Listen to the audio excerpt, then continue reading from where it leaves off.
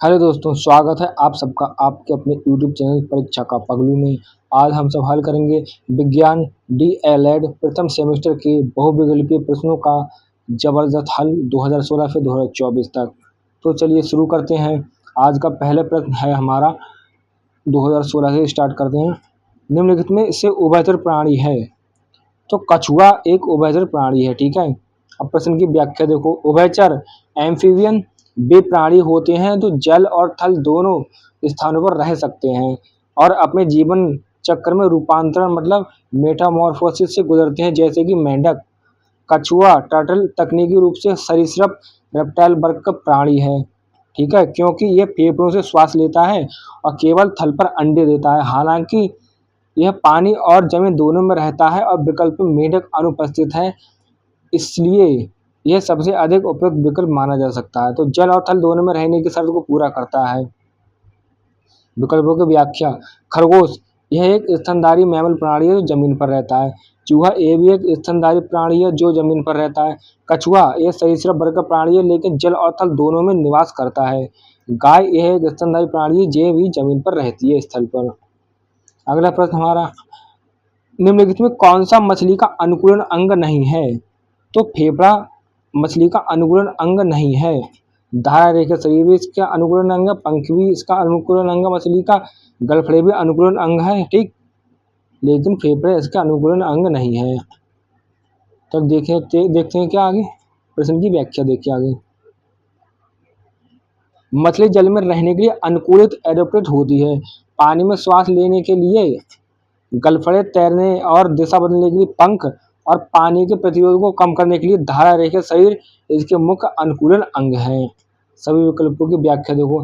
धारा रेखा शरीर ये मछली को पानी में आसानी से गति करने में मदद करते हैं, ये अनुकूलन अंग है। पंख फिन्स मछली को तैरने, संतुलन बनाने और दिशा बदलने में मदद करते हैं, ठीक है।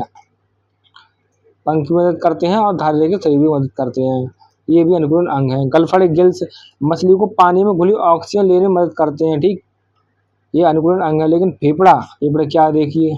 तो फेफड़ा मुख्य रूप से स्थलीय जानवरों में हवा से ऑक्सीजन लेने के लिए पाए जाते हैं। मछली में फेफड़े नहीं होते, तो ये अनुकूलन अंग नहीं है मछली का। अगला प्रश्न, निम्नलिखित में से यौगिक है। तो जल यौगिक है। प्रश्न की व्याख्या देखो। यौगिक कंपाउंड वे शुद्ध पदार्थ हैं जो दो या दो से अधिक तत्वों को एक निश्चित अनुपात में रासायनिक संयोग से बनने पर प्राप्त होते हैं। जैसे जल H2O हाइड्रोजन और ऑक्सीजन के निश्चित अनुपात से मिलने से बनता है। सभी विकल्पों की व्याख्या। जल यह हाइड्रोजन और ऑक्सीजन से बना एक यौगिक है। सोना यह एक तत्व एलिमेंट है। पीतल यह तांबा और जस्ता का एक मिश्र धातु है। चांदी यह एक तत्व एलिमेंट है। अगला प्रश्न, निम्नलिखित में से कौन सी विधि घुलनशील ठोस पदार्थों को द्रव से पृथक करना है। तो द्रव से पृथक करने के लिए क्या करते हैं, ठोस पदार्थों को बाष्पीकरण। प्रश्न की व्याख्या देखो। जब कोई ठोस पदार्थ द्रव में पूरी तरह घुल जाता है, घुलनशील, तो उसे छानने, फिल्ट्रेशन या निथारने की विधि से अलग नहीं किया जा सकता। ऐसे पदार्थों को अलग करने के लिए बाष्पीकरण, एवोपरेशन या क्रिस्टलीकरण, क्रिस्टलाइजेशन की विधि का उपयोग किया जाता है, ठीक। जैसे नमक और क्या कहते हैं, नमक और पानी का घोल। तो नमक को अलग करना है तो उसे गर्म करेंगे, बाष्पीकरण करके जल उड़ जाएगा और नमक बचेगा। निथारना यह अघुलनशील, इनसॉल्युबल और भारी पदार्थों को द्रव से अलग करने की विधि है। बाष्पीकरण यह विधि द्रव को वाष्प में बदलकर घुलनशील ठोस पदार्थ जैसे नमक को पीछे छोड़ देती है, यह सही विधि है, ठीक। तल छटीकरण यह अघुलनशील और भारी पदार्थों को बेलन की तली में बैठ देने की प्रक्रिया है, ठीक। जैसे रेत और क्या कहते हैं, पानी घोल दो तो उसको थोड़ी देर ऐसे ही रख दो ग्लास को, तो रेत नीचे बैठ जाएगी, तो वो होगा हमारा तल छटीकरण। छानना यह अघुलनशील ठोस कणों को द्रव से अलग करने की विधि है। पांचवा, किसी वस्तु के तल के क्षेत्रफल का मात्रक क्या होगा। तो क्या होगा, किसी वस्तु के तल के क्षेत्रफल का मात्रक हमारा होगा वर्ग मीटर, ठीक। क्या होगा, वर्ग मीटर होगा हमारा। तो प्रश्न की व्याख्या देखो। क्षेत्रफल एरिया एक द्विविमीय टू डायमेंशनल माप है जो लंबाई और चौड़ाई के गुणनफल से प्राप्त होता है। ऐसाई पद्धति में दूरी का मात्रक मीटर है, इसलिए क्षेत्रफल का मात्रक वर्ग मीटर स्क्वायर होगा। घन मीटर ये मतलब मीटर क्यूब, यह आयतन वॉल्यूम का मात्रक है। मीटर यह लंबाई लेंथ या दूरी का मात्रक है। वर्ग मीटर मीटर स्क्वायर ये क्षेत्रफल एरिया का मानक मात्रक है। किलोमीटर यह दूरी का मान मात्रक है। ठीक, आज 2017 पर देखिए, मछली में श्वास लेने के लिए कौन सा अंग पाया जाता है? तो मछली में श्वास लेने के लिए गड़फड़ा पाया जाता है। प्रश्न की व्याख्या, मछलियां जलीय प्राणी हैं और ये पानी में घुली ऑक्सीजन को गलफड़ों गिल्स की मदद से अवशोषित करती हैं। एक गलफड़ों रक्त वाहिकाओं से समृद्ध होते हैं जो गैस विनिमय गैस एक्सचेंज का कार्य करते हैं। सभी विकल्पों की व्याख्या, फेफड़ा यह मनुष्य और अन्य थलीय कशेरुकी मतलब टेरेस्ट्रियल वर्टेब्रेट्स में पाया जाता है। गलफड़ा यह मछली में श्वास लेने की विशिष्ट अंग का ये सही उत्तर है। त्वचा ये कुछ उभयचरों जैसे मेंढक में भी श्वसन के लिए सहायक होता है, लेकिन मछली का प्राथमिक अंग ये नहीं है। एक गज बराबर होता है, अगला प्रश्न हमारा है, एक गज बराबर होता है किसके? 3 फुट के। तो एक गज यार्ड की लंबाई मापने के लिए एक इकाई है। ठीक, तो गज क्या है? यार्ड, लंबाई मापने के लिए एक इकाई है। मानक माप के अनुसार एक गज में 3 फुट होते हैं। अगला प्रश्न हमारा क्या है? घुलनशील ठोस पदार्थों को द्रव से पृथक करने की विधि है, तो कौन सी होगी? वाष्पन। प्रश्न की व्याख्या देखो, घुलनशील ठोस पदार्थों जो विलयन बना चुके हैं उनको द्रव से पृथक करने के लिए द्रव को गर्म करके वाष्प में बदला जा सकता है, जिससे ठोस पदार्थ पात्र में शेष रह जाते हैं।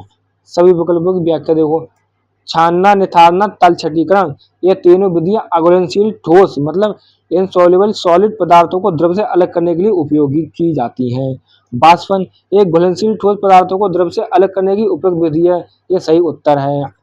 अगला प्रश्न, पहलवान को भार उठाने में लगने वाला बल कौन सा है, बताइए? तो ये होगा हमारा पेशीय बल। व्याख्या देखिए, पेशीय बल मस्कुलर फोर्स वह बल होता है जो शरीर की मांसपेशियां मसल्स की क्रिया द्वारा लगाया जाता है। पहलवान अपने शरीर की मांसपेशियों का उपयोग करके ही भार उठाता है। यह एक प्रकार का संपर्क बल मतलब कॉन्टैक्ट फोर्स है। सभी विकल्पों की व्याख्या, पेशीय बल मांसपेशियों द्वारा लगाया जाने वाला बल, ये सही उत्तर पेशीय बल होगा हमारा। ठीक है। विद्युत बल ये आवेशित कणों के बीच लगता है। चुंबकीय बल ये चुंबकों या चुंबकीय पदार्थों पर लगता है। ठीक ठीक है। अगला प्रश्न हमारा क्या है? चने के बीज को दो हल्के पीले रंग की संरचनाओं का नाम क्या है? जो चने के बीज होते हैं उनके दो हल्के पीले रंग की संरचना है, उनका नाम क्या होता है? तो वो उसे कहते हैं बीज पत्र। तो चने का बीज एक द्विबीजपत्री डाइकोटिलेडोनस बीज होता है, जिसका अर्थ है कि इसमें दो बीज पत्र कोटाइल क्या कहते हैं कोटिलेडॉन्स होते हैं। ठीक, ये बीज पत्र भ्रूण के लिए भोजन खाद्य भंडार को संग्रहित करते हैं और आमतौर पर हल्के पीले रंग के होते हैं। सभी विकल्पों की व्याख्या, बीज चूल क्या होता है? यह बीज का बाहरी आवरण कवरिंग होता है। ठीक, भ्रूण क्या होता है? यह बीज के अंदर का शिशु पौधा बेबी प्लांट है। बीज पत्र क्या है? एक खाद्य भंडार वाली दो मोटी पीली संरचनाएं हैं। ये सही उत्तर है। मूलांकुर यह भ्रूण का हिस्सा है जिससे जड़ या रूट विकसित होती है। 2018 पर आए, दही को मथनी द्वारा तीव्र गति से मथने से प्राप्त मक्खन को पृथक करने की विधि का क्या नाम है? तो उसे कहेंगे अपकेंद्रण। व्याख्या देखिए, अपकेंद्रण सेंट्रीफ्यूगेशन वह विधि है जिसका उपयोग उन मिश्रणों को अलग करने के लिए किया जाता है जिनमें एक हल्के कणों वाला पदार्थ एक द्रव में निलंबित मतलब सस्पेंडेड होता है। इस प्रक्रिया में मिश्रण को तेजी से घुमाया जाता है जिससे भारी कण केंद्र से दूर तली में जमा हो जाते हैं और हल्के कण जैसे मक्खन ऊपर आ जाते हैं। ठीक है। सभी विकल्पों की व्याख्या देखिए, उदरपातन ये ठोस के सीधे गैस में बदलने की प्रक्रिया है। अपकेंद्रण यह विधि दही से मक्खन को अलग करने के लिए उपयोग की जाती है। ये सही उत्तर है। तल छटीकरण यह भारी और अघुलनशील कणों को शांत छोड़कर नीचे बैठाने की विधि है। निस्पंदन छानना यह द्रव से अघुलनशील ठोस पदार्थों को फिल्टर पेपर की मदद से अलग करने की विधि है। अगला प्रश्न, सुषुप्त पौधा कहा जाता है, क्या होता है सुषुप्त पौधा? देखिए, इसे बीज को कहते हैं। तो बीज के अंदर भ्रूण एम्ब्रायो नामक एक शिशु पौधा होता है जो प्रतिकूल परिस्थितियों में निष्क्रिय या सुषुप्त अवस्था डोरमेंट स्टेट में रहता है। अनुकूल परिस्थितियां मिलने पर ही ये भ्रूण अंकुरित होता है मतलब जर्मिनेट और एक नया पौधा बनाता है, इसलिए बीज को सुषुप्त पौधा कहते हैं। जैसे बीज है, बीज के अंदर एक पौधा छुपा हुआ होता है, वो जमीन में गाड़ देंगे मिट्टी में, फिर उसके अंदर से पौधा निकल के आता है। सभी विकल्पों की व्याख्या। जड़, यह पौधों का वह भाग है जो मिट्टी से जल और खनिज अवशोषित करता है। बीज, यह एक सुषुप्त अवस्था में मौजूद शिशु पौधा भ्रूण होता है, ये सही उत्तर है। फूल, यह पौधे का प्रजनन अंग रिप्रोडक्टिव ऑर्गन है। पत्ती, यह पौधे में प्रकाश संश्लेषण फोटोसिंथेसिस का कार्य करती है। अगला प्रश्न हमारा क्या है, 1 फुट बराबर है तो क्या क्या कहते हैं, 1 फुट किसके बराबर होगा बताइए। 1 फुट होगा 30.48 सेंटीमीटर के। तो अंतर्राष्ट्रीय मानक के अनुसार लंबाई की इकाई फुट को सेंटीमीटर में परिवर्तित करने का संबंध इस प्रकार है। 1 फुट होंगे कितने, 12 इंच, और 1 इंच में क्या होंगे 2.54 सेंटीमीटर। अतः 1 फुट कितना होगा 12 गुना 2.54, तो कितना आ जाएगा हमारा 3.48 सेंटीमीटर। अगला प्रश्न, न्यूटन की गति संबंधी कौन सा नियम क्रिया प्रतिक्रिया का नियम है। तो तृतीय नियम जो है वो न्यूटन की गति संबंधी क्रिया प्रतिक्रिया का नियम है। व्याख्या देखिए प्रश्न की, न्यूटन का गति का तृतीय नियम थर्ड लॉ ऑफ मोशन बताता है कि प्रत्येक क्रिया के लिए एक समान और विपरीत प्रतिक्रिया होती है। इसे ही क्रिया प्रतिक्रिया law of action and reaction कहा जाता है। अब प्रथम नियम क्या होता है देखिए, इसे जड़त्व का नियम लॉ ऑफ इनर्शिया कहते हैं। द्वितीय नियम क्या होता है, यह बल F और त्वरण A के बीच संबंध स्थापित करता है, जैसे F बराबर ma। तृतीय नियम एक क्रिया प्रतिक्रिया का नियम है, ये सही उत्तर है। अगला प्रश्न, बल की इकाई है, तो बल की इकाई होगी हमारी डाइन। प्रश्न की व्याख्या, बल फोर्स का SI मात्रक न्यूटन है। डाइन बल का CGS मतलब सेंटीमीटर ग्राम सेकंड पद्धति का मात्रक है। क्या कहते हैं, ये 1 न्यूटन में कितनी होती है, 10⁵5 डाइन, 10⁵5 डाइन है, ठीक है ये। अगर अब देखो सभी विकल्पों की व्याख्या। अर्घ क्या है, ये कार्य या वर्क और ऊर्जा एनर्जी का CGS मात्रक है। डाइन क्या है, ये बल फोर्स का CGS मात्रक है, सही उत्तर है। वॉट क्या है, ये शक्ति पावर का SI मात्रक है। कैलोरी क्या है, ये ऊष्मा हीट या ऊर्जा का मात्रक है। अब आए 2019 पर, फल का पेड़ से गिरना उदाहरण है, तो फल से पेड़ का गिरना उदाहरण है हमारा गुरुत्व बल का। गुरुत्व मतलब गुरुत्वाकर्षण बल। तो गुरुत्व बल ग्रेविटेशनल फोर्स वह आकर्षण बल है जिसके कारण पृथ्वी हर वस्तु को अपने केंद्र की ओर खींचती है। जब फल पेड़ से टूटता है तो गुरुत्व बल के कारण वह नीचे जमीन पर गिरता है, जिसे किन्ने आइंस्टीन ने खोजा था। चुंबकीय बल यह चुंबक द्वारा लगाया जाता है। घर्षण बल यह दो सतहों के बीच गति का विरोध करता है, ठीक। और गुरुत्व बल यह पृथ्वी का आकर्षण बल है जिसके कारण वस्तु नीचे गिरती हैं, ये सही उत्तर है। पेशीय बल यह जीवों की मांसपेशियों द्वारा लगाया जाने वाला बल है।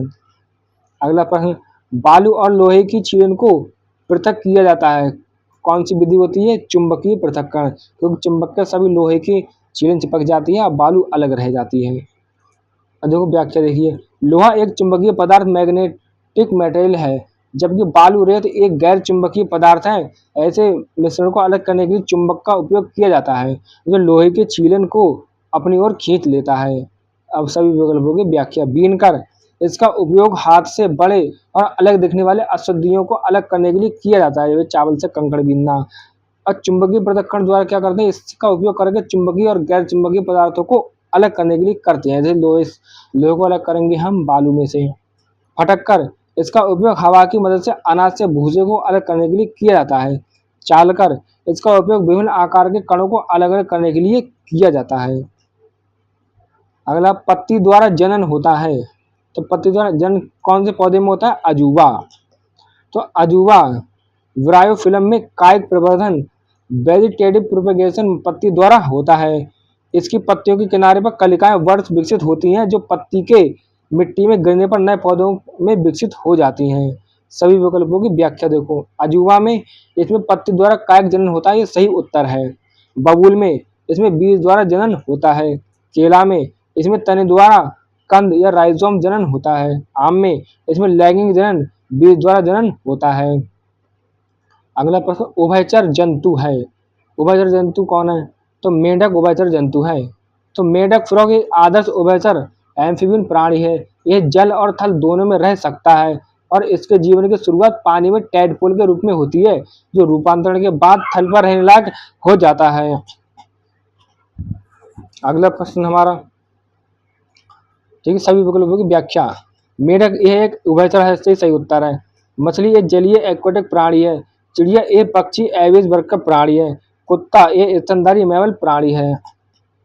अगला प्रश्न हमारा देखिए क्या है, द्रव्यमान का मानक मात्रक क्या है? तो द्रव्यमान का मानक मात्रक है 2 किलोग्राम। प्रश्न की व्याख्या, ऐसा ही अंतरराष्ट्रीय मात्रक प्रणाली पद्धति में द्रव्यमान मास का मानक मात्रक किलोग्राम है। अन्य सभी मात्रक ग्राम, क्विंटल, टन इसके क्या है, अपवर्तक या गुणक है, मल्टीपल्स हैं। सभी विकल्पों की व्याख्या, कुंटल यह 100 किलोग्राम के बराबर द्रव्यमान की एक बड़ी इकाई है। 2 किलोग्राम यह द्रव्यमान का ऐसा ही मात्रक है, सही उत्तर है। ग्राम यह द्रव्यमान की एक छोटी इकाई है। 1 किलोग्राम में कितने होते हैं, 1000 ग्राम। न्यूटन यह बल फोर्स का मात्रक है। आज 2020 पर घर्षण बल निर्भर करता है। तो घर्षण बल सतह की प्रकृति पर निर्भर करता है। ठीक, तो जमीन जितनी खुरदरी होगी उतनी ज्यादा चप्पल घिसेंगे, उतनी ज्यादा टायर घिसेंगे, जितनी चिकनी होगी उतनी ज्यादा कम टायर कम चप्पलें घिसेंगी। प्रश्न की व्याख्या देखिए, घर्षण बल फ्रिक्शनल फोर्स दो सतह के बीच सापेक्ष गति रिलेटिव मोशन का विरोध करता है। ये बल सतहों के खुरदरेपन, रफनेस का या क्या कहते हैं, चिकनेपन, स्मूथनेस यानी उसकी प्रकृति पर निर्भर करता है और सामान्यतः सतह के क्षेत्रफल या वस्तु के आयतन पर निर्भर नहीं करता। ऐसे पद्धति में बल का मात्रक क्या है? क्या देखिए, ऐसे पद्धति में बल का मात्रक क्या होगा, किलोग्राम मीटर प्रति सेकंड स्क्वायर। ठीक, तो प्रश्न की व्याख्या, न्यूटन के गति के द्वितीय नियम के अनुसार बल, द्रव्यमान और त्वरण क्या होता है, गुणा होती है दोनों की। तो F बराबर होते हैं ma, मतलब बल बराबर होता है द्रव्यमान गुणा त्वरण। तो मात्रकों में द्रव्यमान का मात्रक क्या होगा, किलोग्राम, और त्वरण का मात्रक होगा मीटर सेकंड प्रति स्क्वायर। ठीक, तो इसलिए बल का मात्रक होगा किलोग्राम मीटर प्रति सेकंड स्क्वायर, जिसे न्यूटन भी कहते हैं। सभी विकल्पों की व्याख्या, न्यूटन प्रति मीटर स्क्वायर यह दाब प्रेशर का मात्रक है, इसे पास्कल भी कहते हैं। तो मीटर सेकंड ये चाल वेग स्पीड वेलोसिटी का मात्रक है। किलोग्राम मीटर सेकंड स्क्वायर ये बल का ऐसा ही मात्रक है, सही उत्तर है। जूल प्रति सेकंड ये शक्ति पावर का मात्रक है। ठीक, इसका शक्ति का मात्रक वाट भी होता है। अगला प्रश्न हमारा, बर्तन बनाने वाले कुम्हार की चाक की गति क्या होगी? तो वो होगी घूर्णन गति। प्रश्न की व्याख्या देखिए, घूर्णन गति रोटेशनल मोशन वह गति है जिसमें वस्तु एक निश्चित अक्ष के चारों ओर घूमती है। कुम्हार का चाक एक स्थिर धुरी फिक्स्ड एक्सेल के चारों ओर घूमता है। ठीक, और इसलिए घूर्णन गति है। सभी विकल्पों की व्याख्या, दोलन गति ये एक निश्चित बिंदु के आगे पीछे गति है, झूले की गति, घड़ी के पेंडुलम की गति। सरल रेखीय गति एक सीधी रेखा में गति है, जैसे ट्रेन की गति और बंदूक की गोले की गति। घूर्णन गति यह अपनी धुरी पर घूमना है, ये सही उत्तर है। वृत्तीय गति एक किसी अन्य बिंदु के चारों ओर वृत्ताकार मार्ग पर गति है, जैसे नाभिक के चारों ओर इलेक्ट्रॉन की गति। अगला प्रश्न हमारा क्या है, नर तथा मादा युग्मक के युग्मन संयोग की क्रिया को क्या कहते हैं? उसे कहते हैं निषेचन। तो निषेचन फर्टिलाइजेशन वह प्रक्रिया है जिसमें एक नर युग्मक और एक मादा युग्मक मतलब फीमेल गैमेट मिलकर एक युग्मनज मतलब जाइगोट का निर्माण करते हैं, जो आगे चलकर नए जीव में विकसित होता है। सभी विकल्पों की व्याख्या, परागण क्या है? ये परागकणों मतलब पोलन ग्रेन्स का नर भाग से मादा भाग तक स्थानांतरण है। निषेचन क्या है? ये नर और मादा युग्मक के संयोग की क्रिया है, ये सही उत्तर है। जनन क्या है? ये नए जीव को जन्म देने की प्रक्रिया है, मतलब रिप्रोडक्शन। बीज निर्माण क्या है? ये निषेचन के बाद बीजांड ओव्यूल का क्या कहते हैं, ओव्यूल का बीज में विकसित होना है। अगला प्रश्न हमारा क्या है, निम्नलिखित में कौन सजीव है? तो केंचुआ हमारा सजीव है। देखिए, सजीव लिविंग बींग्स क्यों कौन होते हैं? वे होते हैं जिनमें जीवन के लक्षण पाए जाते हैं, जैसे श्वसन, वृद्धि, प्रजनन, उत्सर्जन और गति। केंचुआ इन सभी क्रियाओं को दर्शाता है। सभी विकल्पों की व्याख्या, मोटर, रेलगाड़ी, साइकिल ये तीनों निर्जीव नॉन लिविंग वस्तुएं हैं जो अपनी ऊर्जा पर स्वयं गति नहीं कर सकती और जीवन के लक्षण प्रदर्शित नहीं करती हैं। केंचुआ ये श्वसन, गति और प्रजनन करने वाला एक सजीव प्राणी है, तो ये सही उत्तर है। आज 2022 पर कोशिका भित्ति पाई जाती है। तो कोशिका भित्ति किसमें पाई जाती है? पादप कोशिका में। प्रश्न की व्याख्या देखिए, महत्वपूर्ण बिंदु, कोशिका भित्ति सेल वॉल पौधों, कवक और बैक्टीरिया की कोशिकाओं में पाई जाती है। क्या कहते हैं, ये कठोर और भारी परत है। यह मुख्य रूप से सेलुलोज से बनी होती है और कोशिका को आकार तथा सुरक्षा प्रदान करती है। तो काय से बनी होती है कोशिका भित्ति? सेलुलोज से। जंतु कोशिका एनिमल सेल में कोशिका भित्ति अनुपस्थित होती है। तो सभी विकल्पों की व्याख्या देखो, पादप कोशिका में क्या होता है? कोशिका भित्ति पादप कोशिका का एक विशिष्ट लक्षण है, सही उत्तर है। जंतु कोशिका में कोशिका भित्ति नहीं पाई जाती, बल्कि केवल कोशिका झिल्ली सेल मेम्ब्रेन पाई जाती है। अगला प्रश्न, यौगिक का उदाहरण है? तो यौगिक का उदाहरण है हमारे चीनी। तो चीनी शुगर जिसका रासायनिक सूत्र C12H22O11 है, कार्बन, हाइड्रोजन और ऑक्सीजन तत्वों के निश्चित अनुपात में रासायनिक संयोग से बनती है, इसलिए यह एक यौगिक है। और अन्य विकल्प क्या है? मिश्रण। अब विकल्पों की व्याख्या देखो। वायु यह गैसों का मिश्रण है।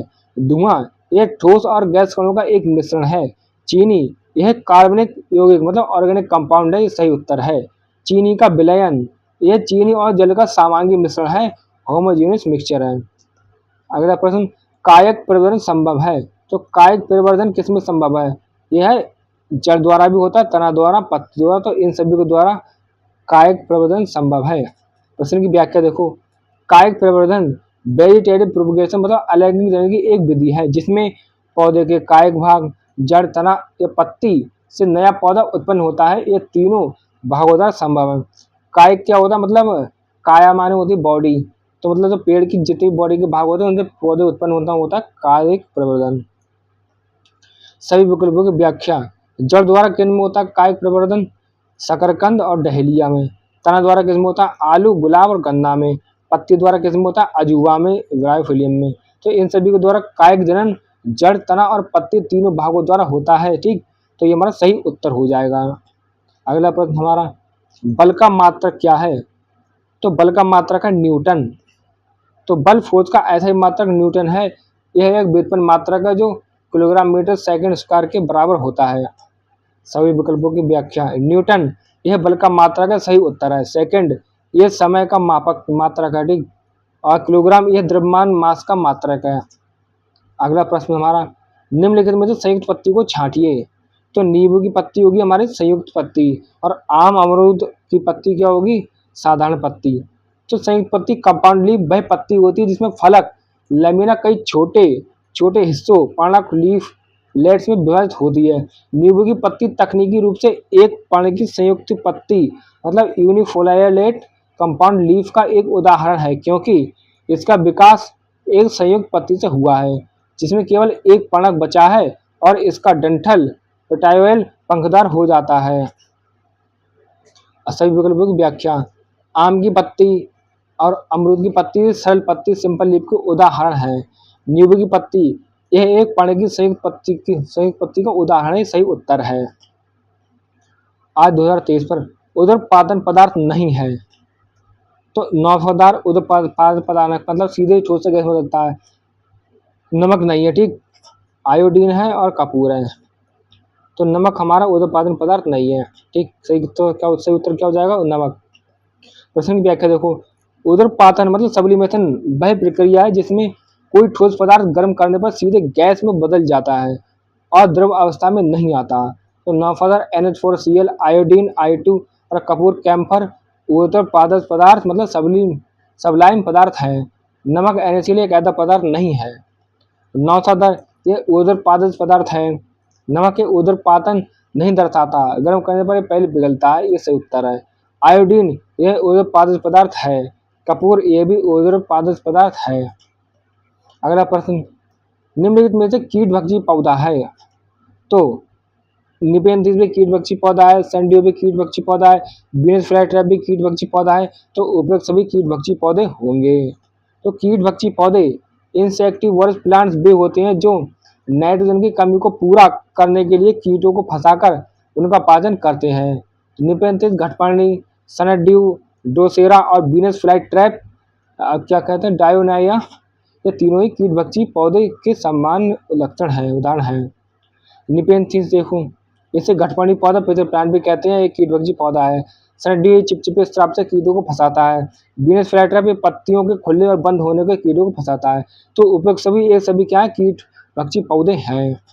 अगला प्रश्न हमारा, नमक के विलयन से नमक प्राप्त करने की विधि है। तो नमक कैसे होंगे? बाष्पन से। तो नमक के पानी में घुलनशील सॉल्युबल होता है ना, तो इससे क्या करते हैं? इस विलयन को अलग करने के लिए पानी को बाष्पीकृत एवोपरेट करते हैं, जिससे इसे ठोस नमक होता पीछे रह जाता है। जैसे नमक को घोला पानी में और उसे भगोने में गर्म होने रख दिया, एंड में क्या होगा? नमक नमक रह जाएगा, पानी पानी उड़ जाएगा। तो यह क्या 16 और 17 में आया प्रश्न हमारा। ठीक, अब बाष्पन क्या है? ये घुलनशील ठोस को अलग करने की विधि है, ये सही उत्तर है। छानना, निथारना, ये दोनों विधियां अघुलनशील ठोस मतलब इंसॉल्युबल ठोस पदार्थों को द्रव से अलग करने के लिए उपयोगी हैं। अगला प्रश्न, द्रव्यमान का मानक मात्रक है, तो द्रव्यमान का मानक मात्रक क्या है? किलोग्राम। प्रश्न की व्याख्या देखिए, महत्वपूर्ण बिंदु। द्रव्यमान एसआई का मानक मात्रक, एसआई इंटरनेशनल स्टैंडर्ड क्या है? देखो, स्टैंडर्ड इंटरनेशनल मानक मात्रक क्या है? किलोग्राम किसका? द्रव्यमान का। क्विंटल क्या है? ये टन और किलोग्राम से बड़ी इकाइयां मानक मात्रक नहीं है। किलोग्राम क्या है? ये द्रव्यमान का ऐसा ही मात्रक है, मानक मात्रक है। सही उत्तर है। ये क्या है? किलोग्राम। ग्राम क्या है? किलोग्राम से छोटी इकाई है। अगला प्रश्न, प्रकाश संश्लेषण से उत्पन्न होने वाली ऑक्सीजन निकलती है, तो प्रकाश संश्लेषण में जो ऑक्सीजन होती है ना, वो जल से निकलती है हमारी। तो प्रश्न की व्याख्या देखो, महत्वपूर्ण बिंदु। प्रकाश संश्लेषण की क्रिया में पौधे सूर्य के प्रकाश की उपस्थिति में कार्बन डाइऑक्साइड, CO2 और जल H2O का उपयोग करते हैं। इस प्रक्रिया में जल के अणु का प्रकाश अपघटन फोटोसिंथेसिस होता है, जिससे ऑक्सीजन गैस O2 मुक्त होती है। ठीक, प्रकाश संश्लेषण का समीकरण देखिए, यह है 6CO2 प्लस 6H2O, क्या बनेगा? ग्लूकोज, C6H12O6 और निकलेंगे 6 O2, मतलब ऑक्सीजन के 6 परमाणु। जल से क्या होता है? ऑक्सीजन जल के अणु के विखंडन से निकलती है। सही उत्तर है। कार्बन डाइऑक्साइड, CO2 का उपयोग शर्करा बनाने के लिए होता है। शर्करा एक उत्पाद है जिसमें ऑक्सीजन नहीं निकलती है। पर्णहरित क्लोरोफिल क्या है? प्रकाश ऊर्जा को अवशोषित करने में मदद करता है। आज 2024 पर निम्न में से सत्य फल का उदाहरण है, तो सत्य फल क्या होगा? हमारा आम। प्रश्न की व्याख्या देखिए, सत्य फल ट्रू फ्रूट वह होता है जो केवल अंडाशय ओवरी से विकसित होता है। असत्य फल फॉल्स फ्रूट स्यूडोकार्प, यह वह होता है जिसमें अंडाशय के अलावा फूल के अन्य भाग जैसे पुष्पासन, थैलामस भी फल बनाने में शामिल होते हैं। सभी विकल्पों की व्याख्या देखो, काजू क्या है? असत्य फल है, पुष्पासन में शामिल है। सेब क्या है? असत्य फल है, पुष्पासन में शामिल है। आम क्या है? केवल अंडाशय से विकसित होता है, इसलिए ये एक सत्य फल है। ये सही उत्तर है। अनानास क्या है? ये असत्य फल है, पूरा पुष्पकर्म शामिल है, मतलब ये फूल से बनता है। अगला प्रश्न क्या है? दही से मक्खन को पृथक करने की विधि कौन सी है? तो अपकेंद्रण है। प्रश्न की व्याख्या, दही को मथने से प्राप्त मक्खन हल्के कणों को अलग करने के लिए अपकेंद्रण सेंट्रीफ्यूगेशन की विधि का उपयोग किया जाता है। उदरपातन क्या है? देखिए, ठोस का सीधे गैस में बदलना। बाष्पन क्या है? घुलनशील ठोस को द्रव से अलग करना। निस्पंदन क्या है? अघुलनशील ठोस को छानकर अलग करना। अपकेंद्रण क्या है? हल्के कणों को द्रव से तेजी से घुमाकर अलग करना। ये सही उत्तर है। अगला प्रश्न हमारा, पौधों की कलम लगाना एक प्रकार का जनन है, तो कायिक जनन है। ठीक है, पौधों की कलम लगाना एक प्रकार का। प्रश्न की व्याख्या देखिए, कायिक जनन वेजिटेटिव प्रोपगेशन, अलैंगिक जनन असेक्सुअल रिप्रोडक्शन है। ठीक, तो कायिक जनन क्या है हमारा? अलैंगिक जनन है। ठीक, इसका एक विशिष्ट प्रकार है। कलम लगाना कटिंग, जिसमें पौधों की तने या शाखा के एक भाग से नया पौधा विकसित किया जाता है, कायिक जनन का सबसे सटीक उदाहरण है। इसमें नर और मादा युग्मकों का संलयन मतलब फ्यूजन शामिल नहीं होता। सभी विकल्पों की व्याख्या, अलैंगिक जनन यह एक व्यापक श्रेणी है जिसमें कायिक जनन भी आता है। लैंगिक जनन, इसमें नर और मादा युग्मक का संयोग होता है, जैसे बीज द्वारा। अनिषेचित जनन, ये बिना निषेचन के फल के बनाने की प्रक्रिया है, मतलब पार्थेनोजेनेसिस। कायिक जनन, यह पौधे के कायिक भागों से नया पौधा विकसित करने की प्रक्रिया है। सबसे सटीक उत्तर है। अब गति के नियम के प्रतिपादक कौन है? हमारा अगला प्रश्न है। ठीक, तो कौन होंगे हमारे? न्यूटन महोदय हमारे गति के नियम के प्रतिपादक होंगे। तो सर आइजैक न्यूटन ने अपनी पुस्तक प्रिंसिपिया मैथमेटिका में गति के तीनों नियमों तो लॉ ऑफ मोशन का प्रतिपादन किया, जिन्हें न्यूटन की गति के 3 नियम के रूप में जाना जाता है। ठीक, तो यहाँ पर ये सरनेम लिखा है, ये क्या ये 3 नियम होंगे। ठीक, सभी विकल्पों की व्याख्या, न्यूटन इन्होंने गति के 3 नियम दिए, सही उत्तर है।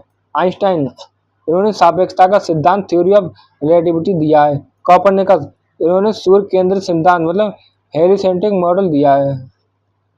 और आज का हमारा अंतिम प्रश्न क्या देखिए, निम्न में से कौन सा पदार्थ उदरपादित पदार्थ नहीं है? तो नौसादार भी है, आयोडीन भी है, कपूर भी है, लेकिन नमक हमारा उदरपादित पदार्थ नहीं है। सही उत्तर क्या हो जाएगा हमारा? नमक। प्रश्न की व्याख्या। ऊर्ध्वपातन सब्लिमेशन की प्रक्रिया ठोस से सीधे गैस में बदलना नौसादार आयोडीन और कपूर में होती है, लेकिन नमक मतलब सोडियम क्लोराइड में नहीं होती है। सभी विकल्पों की व्याख्या देखिए। नौसादार, आयोडीन, कपूर ये सभी ऊर्ध्वपातित पदार्थ हैं। नमक यह गर्म करने पर पिघलता है, सीधे गैस में नहीं बदलता। ये हमारा सही उत्तर हो जाएगा। तो आज की क्लास हमारी यही समाप्त होती है। आप सबका बहुत बहुत धन्यवाद। और जैसे बीच में कहीं पर अटकाता था मैं, तो उसे इग्नोर करना, जल्दी जल्दी पढ़ने में ऐसा हो जाता है। धन्यवाद आप सबका।